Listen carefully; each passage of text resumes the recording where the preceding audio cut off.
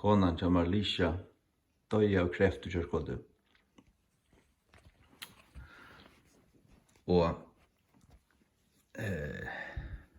jeg akkurat kommet opp til jeg sitter Licia her. Sitter her og leser. Så det som mitt første mannakåten i det. Det ikke alltid 2-3 dagen til vårt. Johannes 11, 25-26. Hva vil Herren tala til min morgen?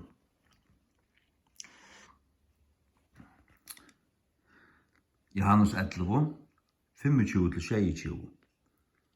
Jesus said unto her, I am the resurrection and the life. He that believeth on me, though he were dead, yet shall he live. And whosoever liveth and believeth in me shall never die. Believest thou this? She saith unto him, Yea, Lord, I believe that thou art the Christ, the Son of God, which should come into the world.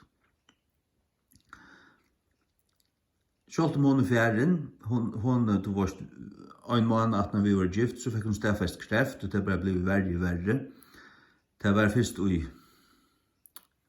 øynene steg, så det hadde brøtt seg, og det brøtte seg til lungene og i høyland, og hun fikk vidger, og det ble bare verre, og så enda det vi at det kunne ikke gjøre snakka vi.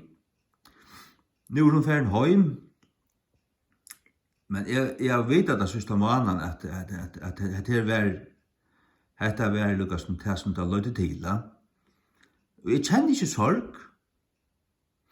Jeg kjenner bare fri og herrens nærvær, og nå til lukket som det, nå er hun ferdig heim, og til det som hun yngste, og snakket ikke snakke om til å være nærmere Jesus for å komme aftur.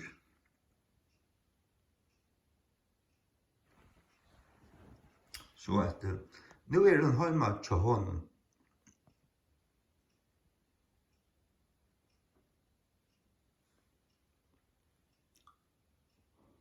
Og